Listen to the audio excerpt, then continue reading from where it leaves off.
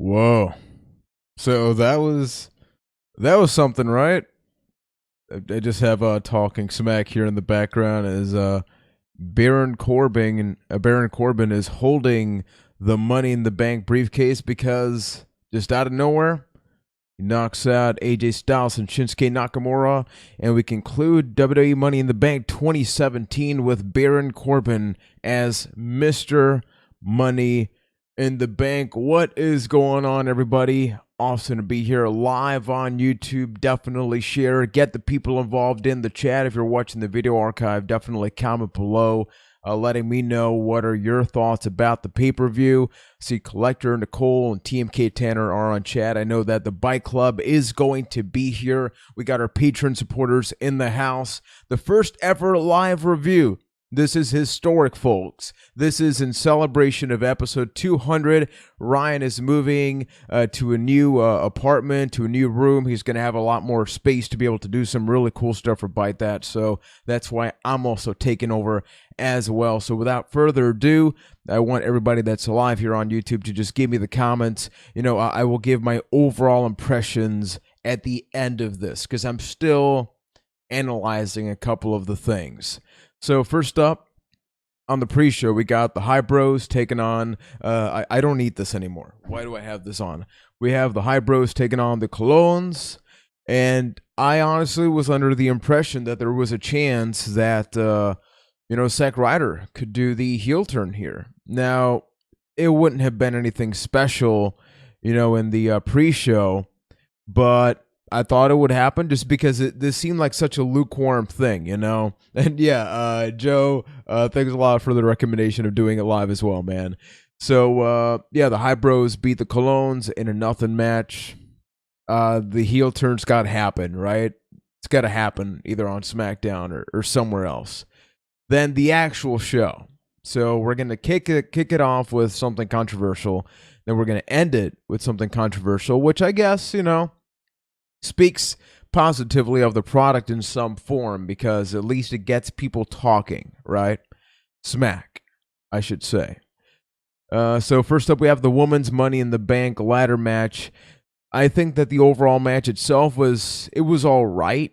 Like, I'm not going to say it was anything incredible, especially when you have people like Charlotte, who has been in all of these matches. Like, at this point, we just need an Inferno match for Charlotte to really just have everything, at some point. I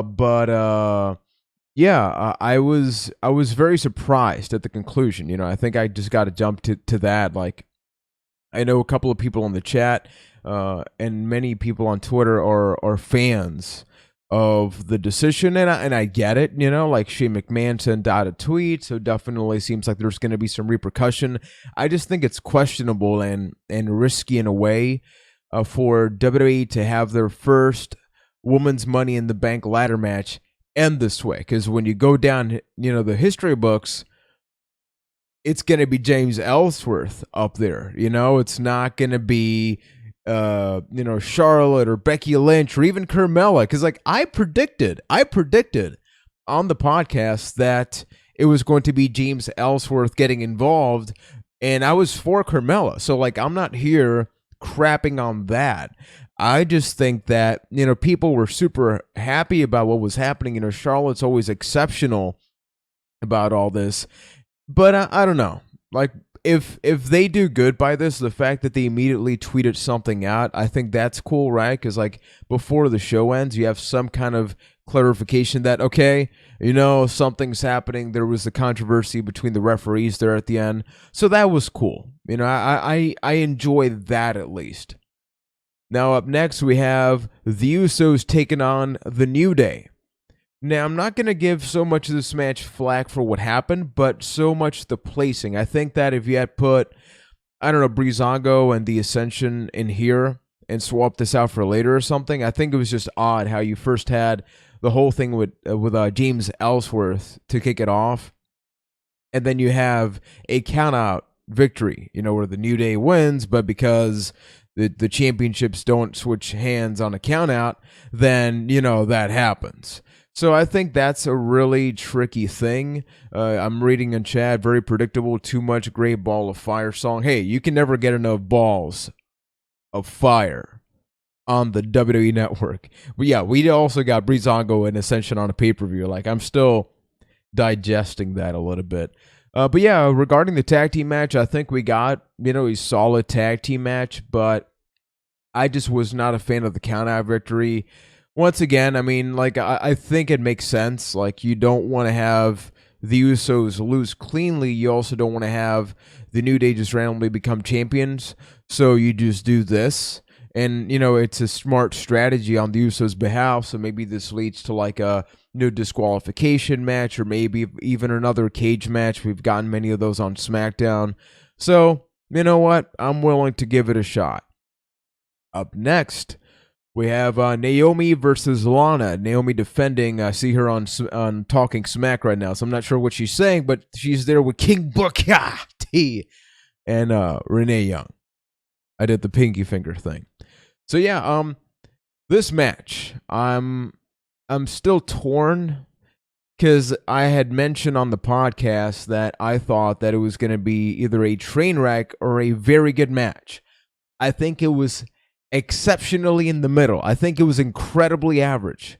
Like, I think that Lana, the moves that she performed, I think she performed them technically well, but the meshing, like what happens between the moves, I just did not see that. Now, I don't know if that was part of the character, but it seemed odd, and you could even tell the crowd just did not know how to react in that match. It felt like they had rehearsed the match, and that was it. Like, they did Lana versus Naomi, and they did this thing regardless of how the crowd was actually going to react. That's the match they did, and that's why I think like that's what that happened. Now, talking about Carmella, she comes out, and immediately I even started thinking, well, I guess they're going to have Lana become like a 2-second champion or something. I'm not sure what was going to happen there, but then they just walked out. So then Naomi picks up a victory. Cool. Not sure what this means for Lana, because I don't think it was nearly as good of a debut as maybe they had thought it would be. And I'm reading some things about Mike and Maria Kanellis, which I will be getting to very, very soon. Cool submission maneuver by Naomi, by the way. Up next, we have Fashion Vice. So this is something that I could just if you just replaced Raw, like the 3-hour show, for just like Fashion Police stuff for 3 hours, even if it's like a 10-second thing on loop, I would sign up for that over watching Raw, to be perfectly honest. I love what these guys do, and that they're able to just evolve. They're able to do different things each and every time, So I love the fact that we got the VHS tape. I think it was clearly obvious, like, when I saw the silhouette, this whole time I've been thinking it was Ascension, because going way back to the Fashion Files, like when it first started, Ascension, where they were in that little locker room and all that stuff. So I'm not surprised that happened, but I think it's cool that it happened. And just the chemistry between those two guys, the fact that they take inspirations from everything, like the Paulie phone. Yeah, I just read that now. The Paulie phone was incredible. It's like they cater to the people that they know loved Southpaw Regional Wrestling, and the people that love the inside stuff in wrestling. And I'm reading in chat that I should have won the Money in the Bank ladder match. I mean, I'm not complaining. If that were to happen, I think I'd be pretty good. The problem is I couldn't afford to travel to actually go to each show to tease the fact that I would cash in, so I would just let it expire out of pure bankruptcy. Now, here we go. Mike and Maria Kanellis. So this was unfortunately spoiled by a lot of people that were tweeting pictures of Epico at the airport, which just so happened to have Mike Bennett and Maria Kanellis. These two fine folks have been part of New Japan Pro Wrestling, Ring of Honor, TNA.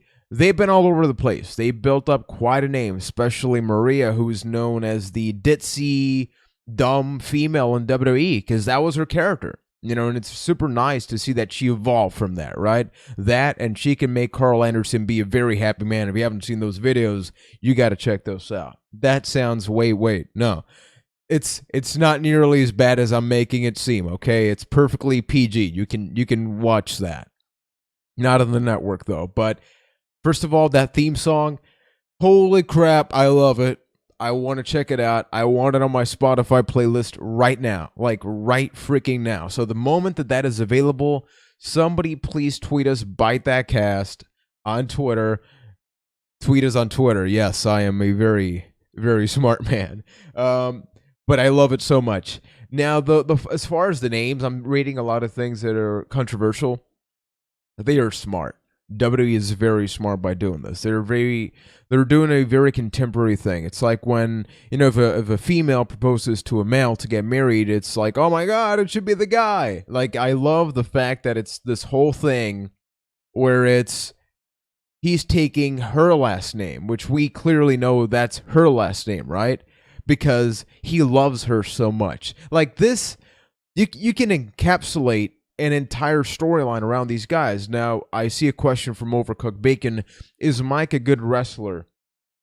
I cannot professionally answer you that much because I really haven't seen much of him. I've watched a couple of tag matches and Ring of Honor and all that stuff, and he looks to be very solid. I think that he's more of the character wrestler. I think he has more of that down. Like, I can tell you, oh my God, check out this move, but at the same time, I care more about the character wrestler than I do, whether you can do a 450. Because for that, we have 205 Live. I don't need more people that can just be, that can have really kick-ass movesets. I want somebody that can tell a story by doing little things. And the little things that they did in that entrance, like that right there, I think anybody watching live, anybody listening at any point, you can get their character without having to overanalyze anything, So I think that they did an excellent thing.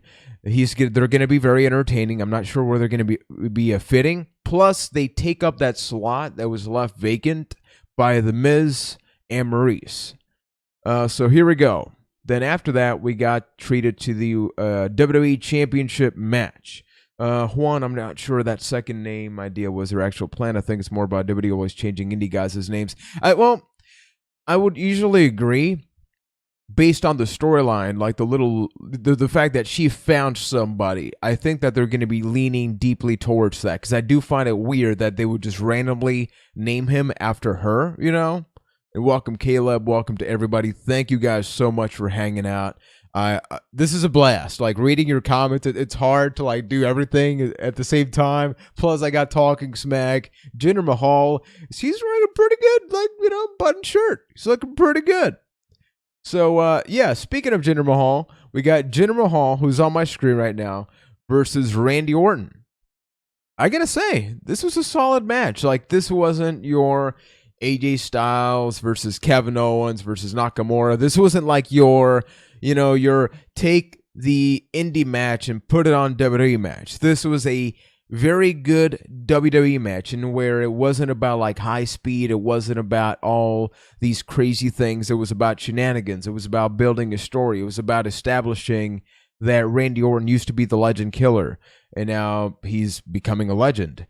And it's about Jinder Mahal having to prove himself, So I think that there were a lot of really good elements. I love how they played off to the fact that the legends were at ringside, Ric Flair, Randy Orton throwing Jinder at one point to the outside. I think the Singh brothers contribute positively in a really good way to this.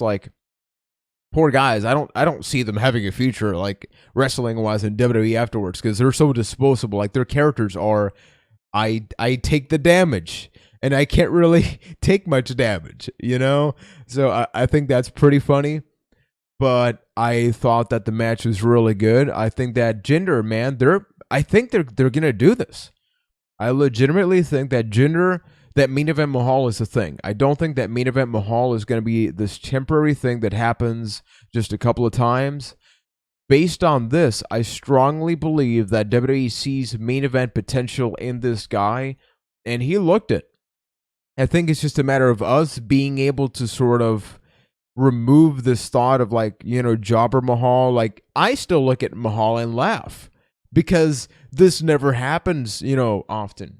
Last time it was JBL. So when you look at things like that, I think it's just a matter of just letting it marinate a little bit.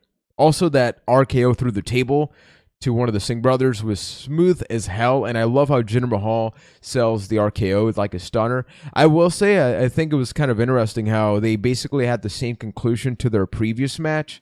I think that was, lacking creativity. Maybe, I mean, he could be talking about that and talking smack right now. I don't know if he could go like, hey, I'm so good I beat Randy the same way twice. If they do that, cool. Otherwise, I'm just hoping it's not, like this loophole, like, hey, it worked last time, let's just do it again and not really reference it. Jinder versus Cena in a triple cage match for the WWE title at SummerSlam. I'll take 5 of those, please. I will take 5 of those. And then up next, we have Breezango defeating the Ascension very, very quickly in what was like just, they obviously needed to put a match between the title match and the Money in the Bank ladder match. And nothing surprising here.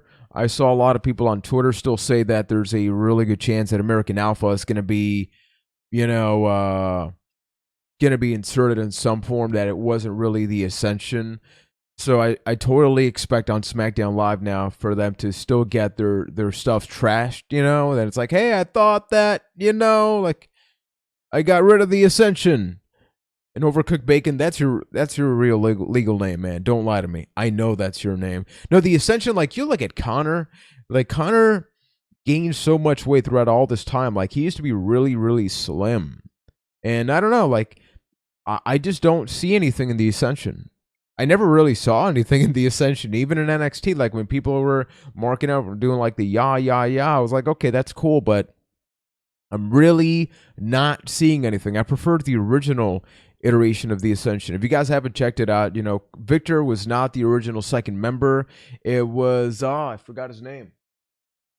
It was Connor, and somebody please remind me. It's Bram in TNA. I forgot his name in WWE. Kenneth Cameron. There we go. He got fired, and then they swapped him out, and it seems like after that, the Ascension just never really became anything. And then here we go. We got the main event time. We have ourselves the Money in the Bank ladder match, where if you want somebody to hate you, this is how you do it. And I mean that in the best way possible. I strongly believe that WWE did a really good job with Baron Corbin. And welcome, Mayor. They immediately take out Nakamura by having Baron Corbin interrupt his entrance. The entrance that most people say, like, that's what you go to see live. So not only do you take out the entrance, you take out the guy for basically 90% of the match. So obviously you establish that heat with that inside terminology. Look at me. You take him out, and then you have an excellent match. And initially, I was kind of like, been all right pay-per-view. But as the match progressed, my pick was originally Sami Zayn. And if you look at the match, thanks to the fact that Nakamura was taken out, Sami Zayn had that chance to shine, because I strongly believe that if Sami Zayn and Nakamura were both in the match, Sami would have just been overshadowed. Regardless of what he did, the eyeballs would be on Nakamura. And at the same time, this also goes hand in hand with what I've been saying about Nakamura, which is, save him. Don't overexpose him. Don't do 50 different things with Nakamura. Do the Nakamura thing, and then he's done. And they did that, right? Like, he goes in, he cleans house, he has the awesome stare down with AJ Styles, who also had an exceptionally well executed showcase, with the Death Valley driver to Kevin Owens. Like, this was an awesome match. I think that despite the fact that we got the thing that we got with Carmella at the beginning, I think that match was okay. I strongly believe they could have done a lot better before the match. And you look at this, and you understand that. Now, I'm not saying that they needed to put these women through everything, but it just felt like they were just going through something, and Charlotte looked awesome in that match. And when it comes to the, I got my notes here, Baron Corbin also got his stuff in. That choke slam to the ladder to AJ Styles was awesome. That phenomenal forearm that AJ did. Baron Corbin. He's on Talking Smack right now. I don't know what he's saying, but he's got a stare down with Jinder. And Jinder's looking mighty serious. Oh, boy. Gonna do play-by-play of what's happening. Jinder's like, I will see you at 7-Eleven. And Baron Corbin is like, I will take 2 Slurpees, my friend. Okay, so yeah, I think that overall that was really most of it. What I will say is that Corbin could have easily won the match, because if you notice, he was about to climb the ladder when Nakamura's theme hit, and he totally had more than enough time to just climb the ladder and win. I know, wrestling logic. I'm thinking too much about that. I know. I can't help it, right?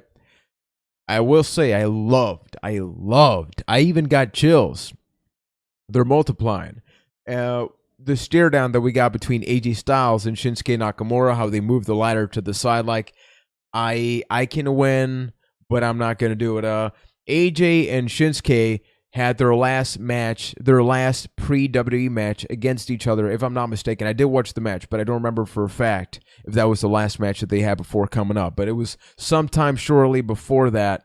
After that, they went to WWE. So these are 2 guys that know each other very well from New Japan Pro Wrestling, and they can bring out the best of each other. And we got a taste of that. We got such a small taste, and that taste showed us that they can make it work. Like, I don't know what they're going to be doing down the line, but I strongly believe that we could be seeing a babyface feud or a temporary tag team. Something's got to be happening with AJ and Nakamura, but I love that exchange between them so much.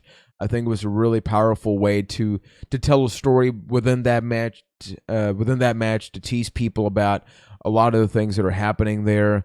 And ultimately, Corbin pushes AJ and Nakamura off and becomes the Money in the Bank briefcase holder, which was Keith and Ryan were talking about that. You know, the fact that was a strong possibility, and I think it's fine. You know, like if it's not Sammy, it should have been Corbin. I would have horribly been against like Dolph Ziggler or even Nakamura.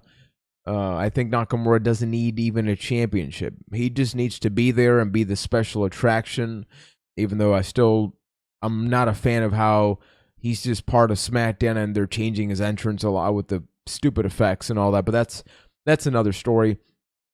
I think overall, I'm going to have to give the show 3 out of 4.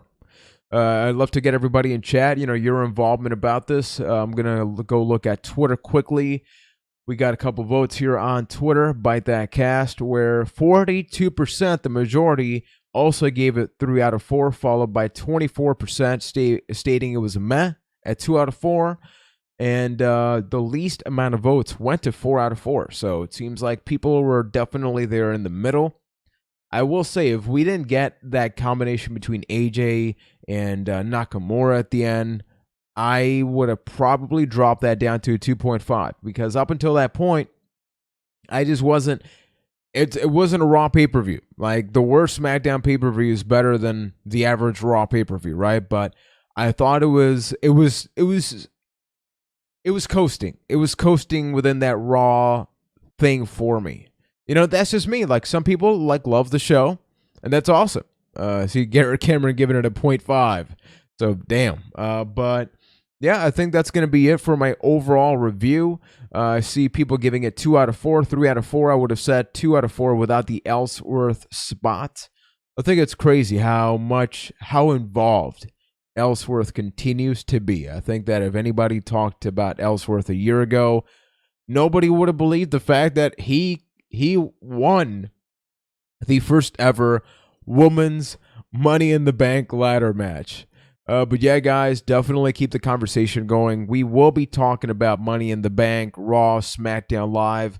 You know, Dana Bryan's going to be coming back on SmackDown Live this week, so I'm looking forward to that. He's already sent out a tweet that they will be talking about this. So I don't know if they'll be doing another ladder match, because the whole thing with the Carmella thing is that we should get a ladder match at some form, because it just seems odd. Like, whatever happens, we already got that first one, which I guess I'm contradicting myself. So, but yeah, folks, episode 200 is taking place this Wednesday. We have some really, really big announcements that we already unleashed to our Patreons, which if you look up here, you can actually take a look at some of the lovely gold Patreons that support us every week. We actually got a couple right now on chat. We have Overcooked Bacon, who writes, "Thanks for the live review, Thanks for the live reveal, Juan. You done great. GG. Thanks a lot, man. We also have Joe Windingland. We have a lot of awesome people, whether you're a Patreon supporter or not. We truly appreciate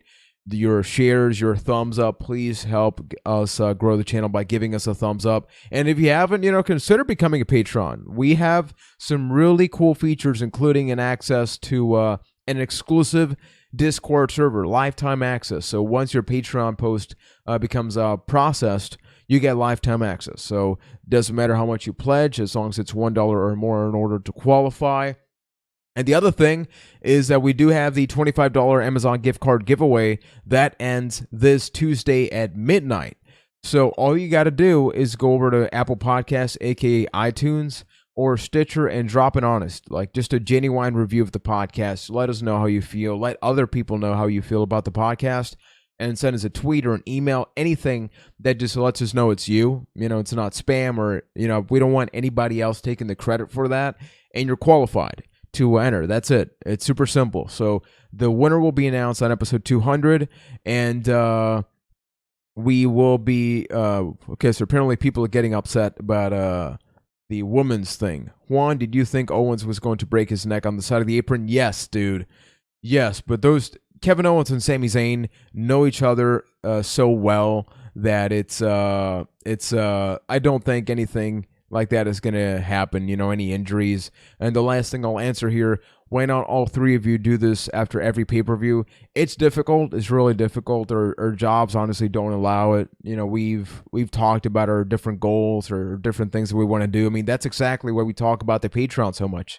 The fact is that the three of us we have a lot of ideas, which we'll be unleashing more on episode 200. So I think you guys are going to be very happy with some of the things that we have. But for example, once time zones change, the pay-per-views end at around 12 to 12:20, like at midnight, right? So the problem is that I got to get up for work at 5 a lot of times. So it's just, I need to be responsible. If I don't work, I don't make money. I don't make money, I can't do anything else. I got to stop doing everything, right? Same thing as everybody else. So, yeah, stay tuned to Byte That 200. If you guys have anything that you guys would like us to talk about in BT200, use the hashtag BT200 on Twitter.